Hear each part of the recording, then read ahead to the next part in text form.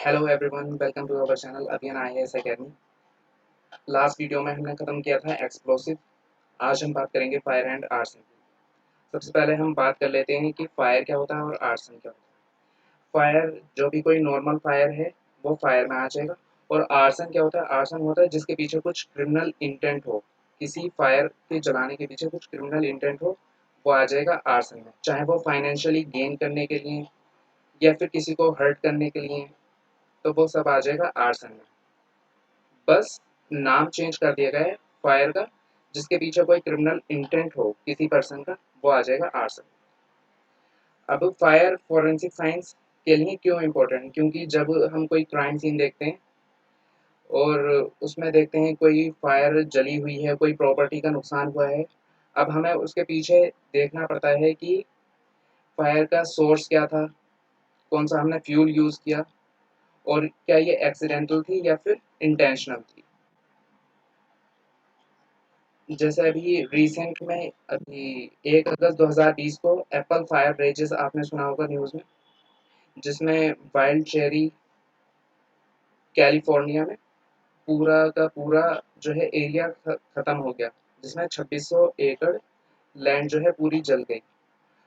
और पिछले साल 2019 की हम बात करते हैं ऑस्ट्रेलियन बुश फायर की, तो उसमें क्या था? क्योंकि ऑस्ट्रेलिया की जो क्लाइमेट कंडीशन है वो हॉट और ड्राई है, इसलिए वहाँ आग लग गई।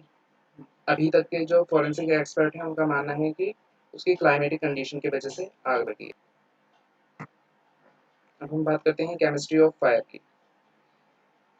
Energy can neither be created और not be destroyed, it can only be transferred from one form to another. This conversion is often making और फॉर्मिंग ऑफ बॉन्ड। एनर्जी को ना तो हम क्रिएट कर सकते हैं और ना ही डिस्ट्रॉय कर सकते हैं। इसे हम एक फॉर्म से दूसरे फॉर्म में कन्वर्ट कर सकते हैं, या तो बॉन्ड को ब्रेक करके या फिर बॉन्ड को बनाकर। अब ये किस किस कंडीशन में देखा जाता है? एनवायरमेंटल कंडीशन हो गई, डेफिशिएंसी ऑफ ऑक्सीजन हो गई, पार्शियल बर्निंग ऑफ फ्यूल हो गई, ये इसके एग्जांपल आ गए। अब हम बात करते हैं फायर एंड आर्सन की। जैसे कि अभी हमने आपको डेफिनेशन बता दी है, जिसके पीछे कुछ क्रिमिनल इंटेंट हो वो आ जाएगा आर्सन। और फायर तो नॉर्मल जो भी एक्सीडेंटल फायर हो या फिर किसी की प्रॉपर्टी को जलाना, वो तो फायर है ही। वेदर इट इज ग्रेजुअल और spontaneous combustion, both require an ignition source, a fuel and a oxygen. और फायर को जलाने के लिए तीन चीज़ें ज़रूरी होती हैं: हीट, ऑक्सीजन एंड फ्यूल। अब हम नेक्स्ट बात करते हैं auto ignition temperature and flash point of some common fuel. Auto ignition temperature क्या होता है और फ्लैश पॉइंट क्या होता है, ये सबसे पहले हमें पता होना चाहिए। ऑटो इग्निशन टेम्परेचर वो मिनिमम टेम्परेचर होता है, वो नॉर्मल टेम्परेचर होता है जिस पर कोई भी सब्सटेंस इग्नाइट हो जाए बिना किसी एक्सटर्नल सोर्स के। और फ्लैश पॉइंट क्या होता है? वो मिनिमम टेम्परेचर जिस पर कोई भी सब्सटेंस किसी एक्सटर्नल सोर्स की मदद से या कोई भी एनर्जी सोर्स की मदद से जल जाए। अब हम इस टेबल में डिस्कस करते हैं बहुत सारे डिफरेंट फ्यूल्स हैं और उनके auto ignition temperature and flash point. सबसे पहले गैसोलीन। गैसोलीन का होता है 280 degree centigrade ignition temperature and flash point होता है less than 40 degree centigrade. Ethanol का 365 degree centigrade auto ignition temperature and flash point 13 degree centigrade. Natural gas 580 degree centigrade ignition temperature and flash point होता है -188 degree centigrade.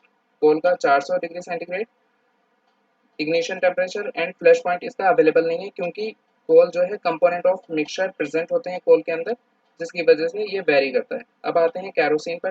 Kerosene का होता है 210 degree centigrade ignition temperature और flash point होता है 38 to 72 degree centigrade की range में। अब हम बात करते हैं रेंज ऑफ कंबशेबिलिटी की। जब हम कोई फ्यूल जलाते हैं, अगर हमें कोई फ्लेम प्रोड्यूस करनी है तो उसके लिए फ्यूल, ऑक्सीजन और हीट की ज़रूरत होगी। लेकिन ये सारे मिक्सचर जो है, ज़रूरी नहीं है कि सारे मिक्सचर बर्न होंगे। The fuel to oxygen ratio alter करता है रेंज ऑफ कंबशेबिलिटी को। अगर किसी मिक्सचर में ज़्यादा ऑक्सीजन है, कम फ्यूल है, उसे बोलते हैं लीन मिक्सचर। और जिस मिक्सचर में कम ऑक्सीजन और ज़्यादा फ्यूल है उसे रिच मिक्सचर बोलते हैं।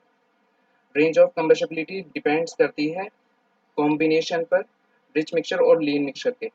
जैसे फॉर एग्जांपल गैसोलीन की 1.3 to 6% fuel in air will burn. अब हम बात करते हैं heat of combustion of some common fuels की। जैसा हाइड्रोजन का होता है 141.9 megajoule per kilogram heat of combustion, gasoline का 47 megajoule per kilogram heat of combustion and diesel का 45 मेगाजूल पर किलोग्राम, इथेनॉल का 29.8, propane 49.9, butane 49.2, wood 15, coal 15 to 27 and natural gas approx 54 heat of combustion. सबसे कम इसमें heat of combustion होता है would का, और हम mega joule per kilogram, mega calorie per kilogram and BTU per LB, ये सारी होती है हीट ऑफ कंबशन की यूनिट। अब हम 1 kilo calorie is equal to होता है 4184 joule and 1 kilo calorie is equal to होता है 3.96 BTU per LB. BTU per LB stands for British thermal unit per pound. अब हम नेक्स्ट टॉपिक की बात करते हैं, smoke colour and flame colour of the material. Petrol, diesel, kerosene, mobile oil etcetera, इन सब का स्मोक कलर होता है ब्लैक, फ्लेम कलर होता है येलो टू व्हाइट।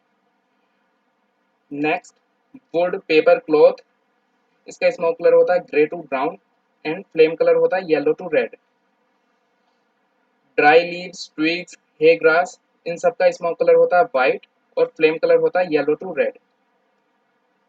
नेक्स्ट हम बात करते हैं colour of flame and its temperature. जैसे अगर डल रेड अगर कलर है किसी भी फ्लेम का, तब इसका मतलब उसका टेम्परेचर होगा अप्रोक्स 500 से 600 की रेंज में।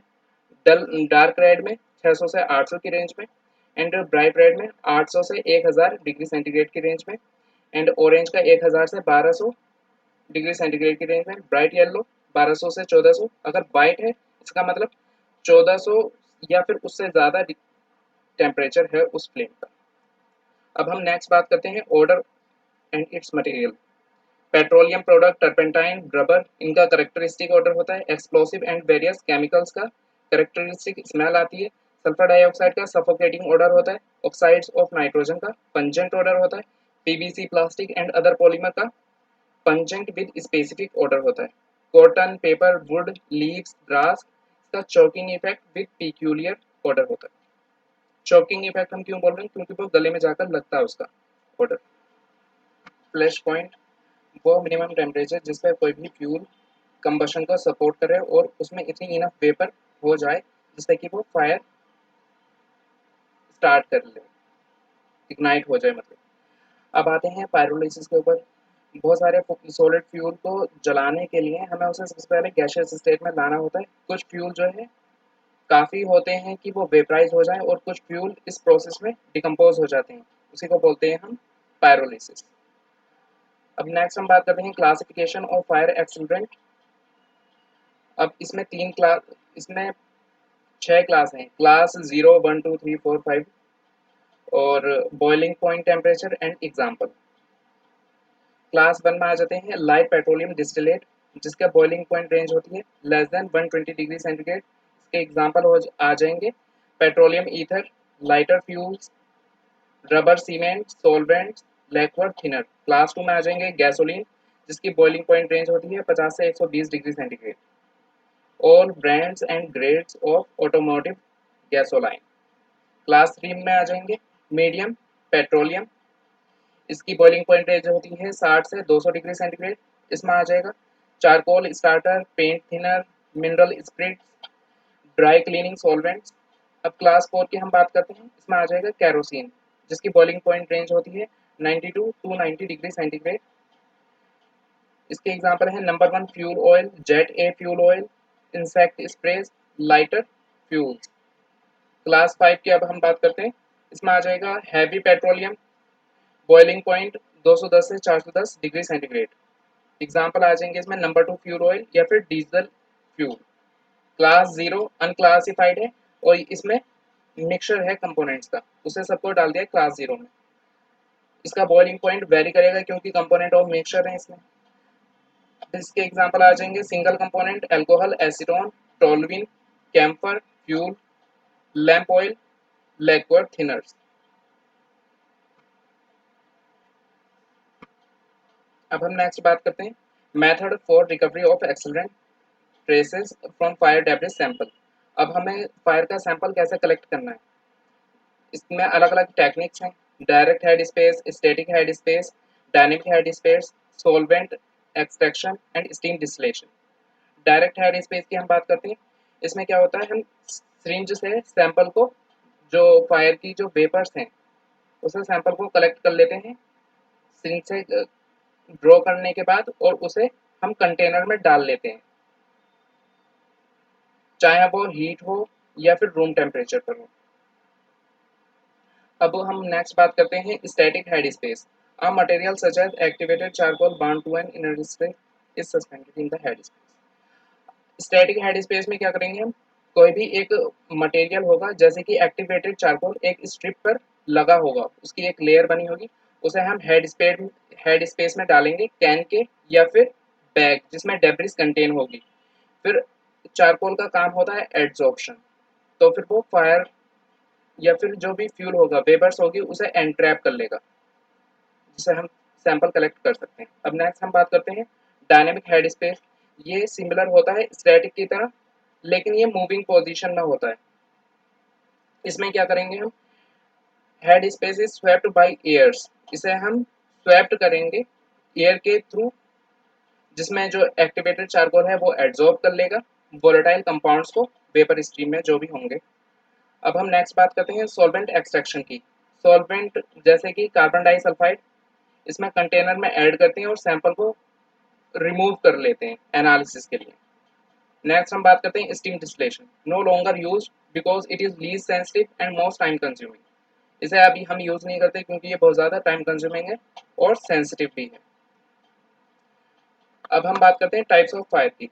कितने टाइप की फायर होती हैं, glowing combustion, combustion, spontaneous combustion, subsonic combustion, exothermic reaction. Glowing combustion या फिर स्मोल्डरिंग, जैसे कि आग का सुलगना देखते होंगे। Burning combustion without producing a flame, जिसमें आग सुलग रही है लेकिन फ्लेम प्रोड्यूस नहीं हो रही, वो आ जाएगा ग्लोइंग कंबशन में। और कंबशन बर्निंग, जिसमें भरपूर मात्रा में ऑक्सीजन प्रेजेंस है और वहां पर फायर हमें जलती हुई दिख रही है, वो आ जाएगा कंबशन में। स्पॉन्टेनियस कंबशन में ये फिनोमेना देखा जाता है एक्सोथर्मिक रिएक्शन में, जिसमें कि इनफ हीट प्रोड्यूस होती है और वो फ्यूल को फायर में कन्वर्ट कर देती है। अब आता है subsonic combustion. This process is driven by thermoconductivity burning. The burning rate of deflagration is less than 200 meter पर सेकंड। इसमें जो बर्निंग रेट होगा वो 200 मीटर पर सेकंड से कम होगा। अब आते हैं हम एक्सोथर्मिक रिएक्शन के ऊपर।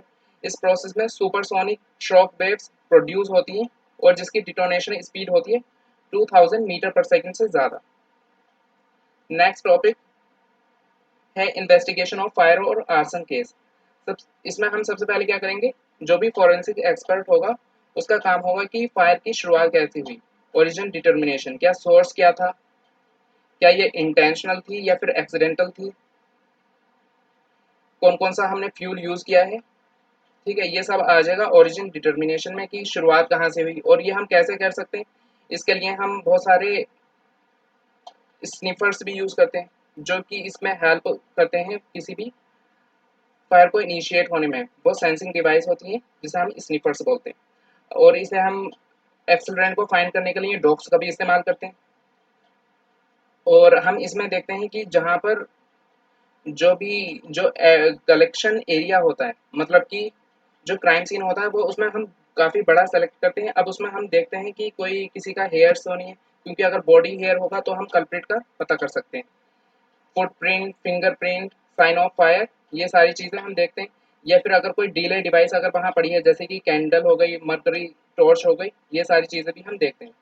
नेक्स्ट है वेपर डिटेक्शन टेस्ट, जिसे हम बोलते हैं स्निफर। स्निफर जो फ्लेमेबल सब्सटेंस को डिटेक्ट करते हैं, एक ऐसे डिवाइस, उसे बोलते हैं स्निफर्स। अब आते हैं सबस्ट्रेट कंट्रोल के ऊपर। अब जो भी हमने फायर का जहाँ से सैंपल लिया उसका एक कंट्रोल सैंपल भी लेंगे, ताकि हम कंपेयर कर सकें एक दूसरे के साथ।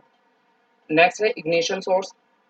इग्निशन सोर्स में आ जाएंगे delay device like candle, cigarette, lamp and mechanical device भी डीले कर देती हैं फायर इग्निशन को, जैसे कि mercury switches, alarm clock, mechanical striker end sparkling device. और हम इसमें ऐसे के लिए कौन कौन सी डिवाइस यूज करते हैं, इसमें हम जीसी यूज करते हैं, GC with flame ionization detector and MS. अगर आपको वीडियो अच्छा लगे तो इसे लाइक कीजिए, शेयर कीजिए और हमारे चैनल को सब्सक्राइब करें। Thank you.